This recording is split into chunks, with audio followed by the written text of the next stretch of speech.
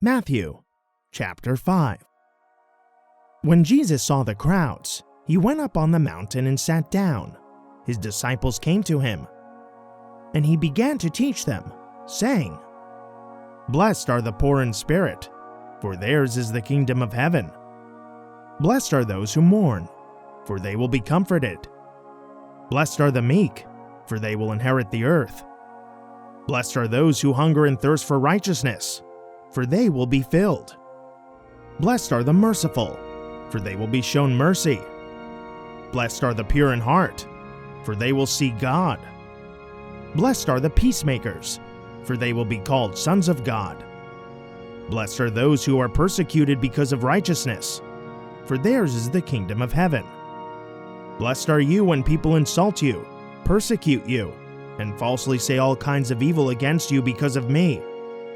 Rejoice and be glad, because great is your reward in heaven, for in the same way they persecuted the prophets before you. You are the salt of the earth, but if the salt loses its savor, how can it be made salty again?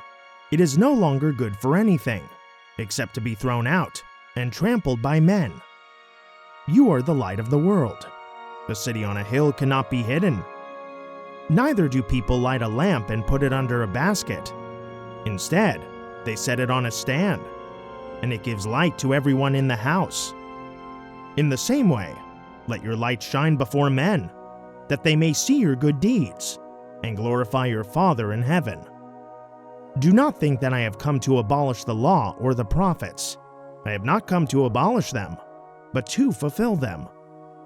For I tell you truly, until heaven and earth pass away, not a single jot, not a stroke of a pen, will disappear from the law until everything is accomplished. So then, whoever breaks one of the least of these commandments and teaches others to do likewise will be called least in the kingdom of heaven. But whoever practices and teaches them will be called great in the kingdom of heaven. For I tell you that unless your righteousness exceeds that of the scribes and Pharisees, you will never enter the kingdom of heaven. You have heard that it was said to the ancients, 'Do not murder, and anyone who murders will be subject to judgment.' But I tell you that anyone who is angry with his brother will be subject to judgment. Again, anyone who says to his brother, 'Raca,' will be subject to the Sanhedrin, but anyone who says 'You fool,' will be subject to the fire of hell. So if you are offering your gift at the altar, and there remember that your brother has something against you, leave your gift there before the altar. First go and be reconciled to your brother, then come and offer your gift. Reconcile quickly with your adversary while you are still on the way to court.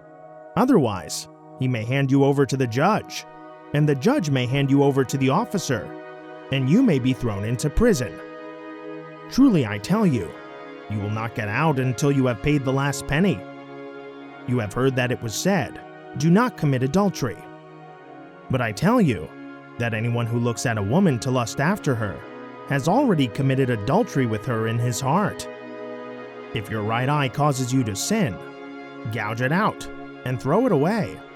It is better for you to lose one part of your body than for your whole body to be thrown into hell. And if your right hand causes you to sin, cut it off and throw it away.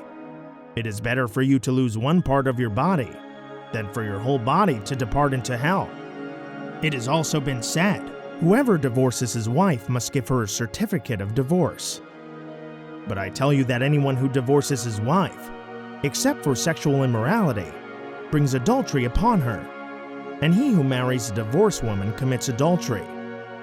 Again, you have heard that it was said to the ancients, 'Do not break your oath, but fulfill your vows to the Lord.' But I tell you not to swear at all, either by heaven, for it is God's throne, or by the earth, for it is his footstool, or by Jerusalem, for it is the city of the great king. Nor should you swear by your head, for you cannot make a single hair white or black. Simply let your yes be yes, and your no, no. Anything more comes from the evil one. You have heard that it was said, 'Eye for eye, and tooth for tooth.' But I tell you not to resist an evil person. If someone slaps you on your right cheek, turn to him the other also. If someone wants to sue you and take your tunic, let him have your cloak as well.